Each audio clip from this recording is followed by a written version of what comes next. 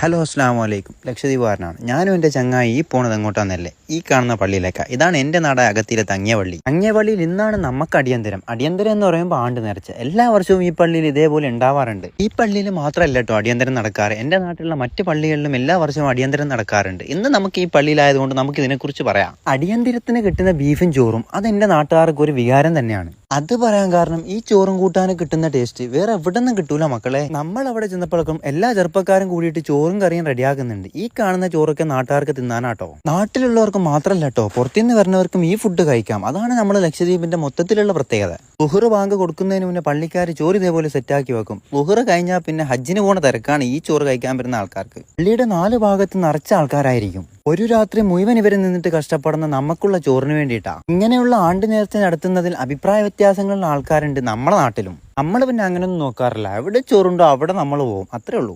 ഏതൊരു പള്ളിയിലെ പരിപാടി ആയിക്കോട്ടെ, അതിന്റെ മുന്നിൽ നിൽക്കാൻ നമ്മുടെ നാട്ടിലെ ചെറുപ്പക്കാരുണ്ട്. റസൂലുള്ളാഹിന്റെ പാരമ്പര്യത്തിൽപ്പെട്ട സയ്യിദ് യൂസുഫ് റബ്ബാനി എന്ന തങ്ങളുടെ പേരിലാണ് ഈ ഒരു ആണ്ട് നേർച്ച. ചെറിയ തങ്ങൾ കോയ എന്നാണ് അറിയപ്പെടുന്നത്. ഞങ്ങൾ അവിടെ ചെന്നിരുന്നപ്പോഴൊക്കെ നമുക്കുള്ള ചോറ് കിട്ടിയിട്ടാ. എന്റെ നാട്ടിൽ അടിയന്തരത്തിന് വരുന്ന ആൾക്കാർ ഇതേപോലെയാണ് ഇരിക്കാറ്. പരമ്പരാഗതമായി കിട്ടിയ ഈ ഒരു ഇരുത്തത്തിലൂടെയാണ് ആണ്ട് നേർച്ചക്കുള്ള ചോറ് നമ്മൾ കഴിക്കാറ്. ചെക്കന്മാരൊക്കെ ചോറ് തിന്ന് വിയർത്തിരിക്കണ്. കാടാണെങ്കിലും റോഡാണെങ്കിലും എവിടെ കയറിയിരുന്ന് നമ്മൾ ഈ ഫുഡ് കഴിക്കും. കൂടെ ഉള്ളവൻ കൂടുതൽ ചോറ് തിന്നെന്ന് പറഞ്ഞാണ് ഈ ഒരു തർക്കം. ക്യാമറ കണ്ടപ്പോഴേക്കും ചെക്കന്മാർക്ക് ഏത് മൂഡ്. ബാക്കി വരുന്ന ഫുഡ് ഇതേപോലെ കവറിലിട്ട് നമ്മൾ വീട്ടിലേക്ക് കൊണ്ടുപോകും. നമ്മളെപ്പോലെ തന്നെ ഈ ചോറും വെയിറ്റ് ചെയ്ത് വീട്ടിൽ നമ്മളെ ഉമ്മയും പെങ്ങന്മാരും വെയിറ്റ് ചെയ്തിരിക്കുന്നുണ്ടാവും. കാരണം അവർക്കും ഒരു ആഗ്രഹം ഉണ്ടാവും ആണ്ട് നേർച്ചയുടെ ചോറ് തിന്നാൻ വേണ്ടിയിട്ട്. 2 പേര് തിന്നാലൊന്നും ഈ ചോറ് തീരൂല. വീട്ടിലുള്ള പെണ്ണുങ്ങൾക്ക് ഈ ഒരു പരിപാടിക്ക് വരാൻ പറ്റൂല. രാത്രി ആയിരുന്നെങ്കിൽ അവർ വരുമായിരുന്നു. ബാക്കി വരുന്ന പണിയും കഴിഞ്ഞ് പള്ളിക്കാർ വീട്ടിലേക്ക് പോകുമ്പോഴേക്കും എന്തായാലും വൈകുന്നേരം കഴിയും. ഇതിന് പിന്നിൽ പ്രവർത്തിച്ച് എല്ലാവർക്കും അർഹമായ പ്രതിഫലം നൽകട്ടെ. ഇൻഷാ അല്ലാഹ് അടുത്തൊരു വീഡിയോയുമായി ഞാൻ നിങ്ങളുടെ മുന്നിലേക്ക് വീണ്ടും വരും. അതുവരേക്കും ബൈ. ഹലോ അസ്സലാമു അലൈക്കും. ലക്ഷദ്വീപുകാരനാണ്. ഞാനും എൻ്റെ ചങ്ങായി ഈ പോണത് എങ്ങോട്ടാന്നല്ലേ,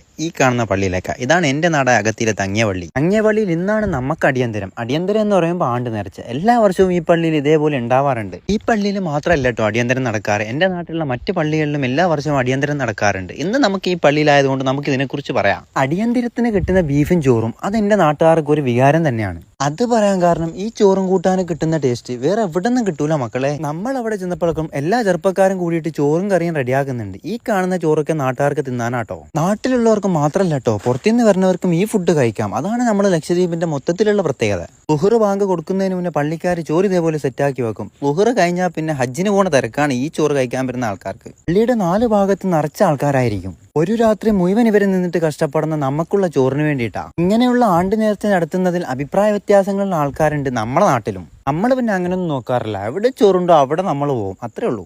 ഏതൊരു പള്ളിയിലെ പരിപാടി ആയിക്കോട്ടെ, അതിന്റെ മുന്നിൽ നിൽക്കാൻ നമ്മുടെ നാട്ടിലെ ചെറുപ്പക്കാരുണ്ട്. റസൂലുള്ളാഹിന്റെ പാരമ്പര്യത്തിൽപ്പെട്ട സയ്യിദ് യൂസുഫ് റബ്ബാനി എന്ന തങ്ങളുടെ പേരിലാണ് ഈ ഒരു ആണ്ട് നേർച്ച. ചെറിയ തങ്ങൾ കോയ എന്നാണ് അറിയപ്പെടുന്നത്. ഞങ്ങൾ അവിടെ ചെന്നിരുന്നപ്പോഴൊക്കെ നമുക്കുള്ള ചോറ് കിട്ടിയിട്ടാ. എന്റെ നാട്ടിൽ അടിയന്തരത്തിന് വരുന്ന ആൾക്കാർ ഇതേപോലെയാണ് ഇരിക്കാറ്. പരമ്പരാഗതമായി കിട്ടിയ ഈ ഒരു ഇരുത്തത്തിലൂടെയാണ് ആണ്ട് നേർച്ചക്കുള്ള ചോറ് നമ്മൾ കഴിക്കാറ്. ചെക്കന്മാരൊക്കെ ചോറ് തിന്ന് വിയർത്തിരിക്കണ്. കാടാണെങ്കിലും റോഡാണെങ്കിലും എവിടെ കയറിയിരുന്ന് നമ്മൾ ഈ ഫുഡ് കഴിക്കും. കൂടെ ഉള്ളവൻ കൂടുതൽ ചോറ് തിന്നെന്ന് പറഞ്ഞാണ് ഈ ഒരു തർക്കം. ക്യാമറ കണ്ടപ്പോഴേക്കും ചെക്കന്മാർക്ക് ഏത് മൂഡ്. ബാക്കി വരുന്ന ഫുഡ് ഇതേപോലെ കവറിലിട്ട് നമ്മൾ വീട്ടിലേക്ക് കൊണ്ടുപോകും. നമ്മളെപ്പോലെ തന്നെ ഈ ചോറും വെയിറ്റ് ചെയ്ത് വീട്ടിൽ നമ്മളെ ഉമ്മയും പെങ്ങന്മാരും വെയിറ്റ് ചെയ്തിരിക്കുന്നുണ്ടാവും. കാരണം അവർക്കും ഒരു ആഗ്രഹം ഉണ്ടാവും ആണ്ട് നേർച്ചയുടെ ചോറ് തിന്നാൻ വേണ്ടിയിട്ട്. 2 പേര് തിന്നാലൊന്നും ഈ ചോറ് തീരൂല. വീട്ടിലുള്ള പെണ്ണുങ്ങൾക്ക് ഈ ഒരു പരിപാടിക്ക് വരാൻ പറ്റൂല. രാത്രി ആയിരുന്നെങ്കിൽ അവർ വരുമായിരുന്നു. ബാക്കി വരുന്ന പണിയും കഴിഞ്ഞ് പള്ളിക്കാർ വീട്ടിലേക്ക് പോകുമ്പോഴേക്കും എന്തായാലും വൈകുന്നേരം കഴിയും. ഇതിന് പിന്നിൽ പ്രവർത്തിച്ച് എല്ലാവർക്കും അർഹമായ പ്രതിഫലം നൽകട്ടെ. ഇൻഷാ അല്ലാഹ് അടുത്തൊരു വീഡിയോയുമായി ഞാൻ നിങ്ങളുടെ മുന്നിലേക്ക് വീണ്ടും വരും. അതുവരേക്കും ബൈ.